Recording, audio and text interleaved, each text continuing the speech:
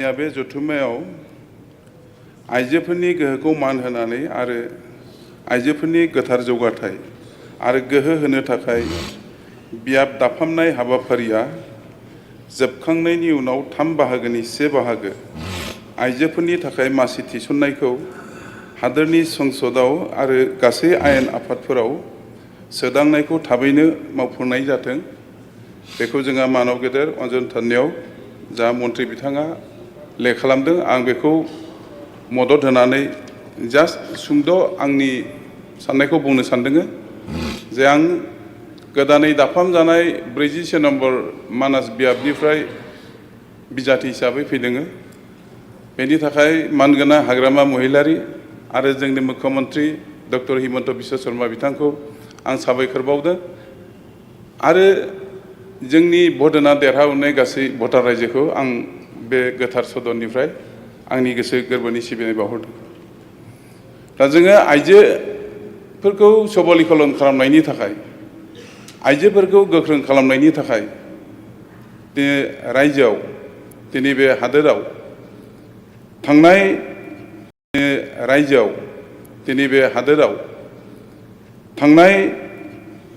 थांनाय 17 एप्रिल 2026 मायथाइयाव पार्लामेन्टआव बे बिलखौ लाबोदोंमोन। नाथाय अपोजिशना अपोज खालामनायनि थाखाय बेखौ पास खालामनो हानाय जायाखै। दा गोदानै फिन जोंनि आयेन आफादा बेखौ बयनिबो मदद लानानै दिनै गोदानै बे संरैखा होनायनि एजेन्डाखौ दिनै लाबोदों। आथिखालाव थारैनो बुंनो थाङोब्ला आइजोफ्रा जोबोर गोग्लैसोनाय नंलिया। जोङो बिमा माहारिखौ जों सिबियो।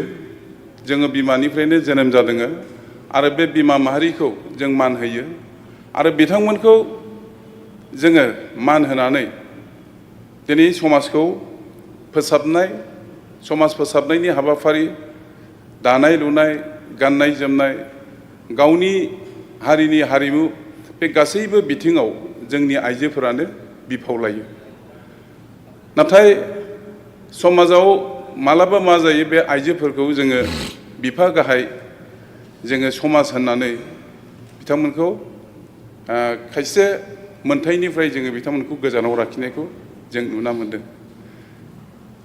दा दिनै सोलोंथाइ बिथिङाव जोंनि टाउन सोहोरफोराव थानाय बिमा बिफाफ्रा जोंनि हिन्जावसा गथ' जा हौवासा गथ' जा बिथांमोना समान अधिकारजों फोरोङो। नाथाय गामि ओनसोलाव जोङो मोजां सोलोंथाइ होनो जों आइजोफोरखौ जोङो हायाखै। दा बेनि थाखाय जोङो हिन्जावसा फरायसाफोरखौ जों मोजाङै सोलोंथाइ होनो थाखाय बेबस्था खालामनांगौ। जोंनि आइजोफोरा जोबोर गोग्लैसोनानै थायाखै। आसलते आथिखालाव रांखान्थि बिथिङावनो जा बायदिसिना हाबाफारियावनो जा बिथांमोना हौवाफोरजों समान समान बाहागो लादों। साख्रि बाख्रियाव नाथाय खोब इसेल' बिबांनि आइजोफ्रा मोजां साख्रियाव बिथांमोना बाहागो लानो हादों। दा बेखायनो आइजोफोरनि थाखाय जोङो संरैखा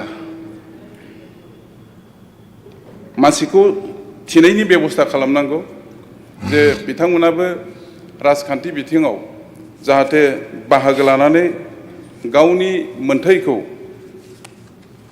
बिधान सभा एबा संसदआव जाहाथे फोरमायनो हायो आरो आइजोफोरखौ गासैथिंबो दिगाव आवगायलांनायनि थाखाय खाबु होनो हायो। बेखिनिखौनो बुंनानै आंनि बुंनायखौ फोजोबबाय। गोजोन्थों।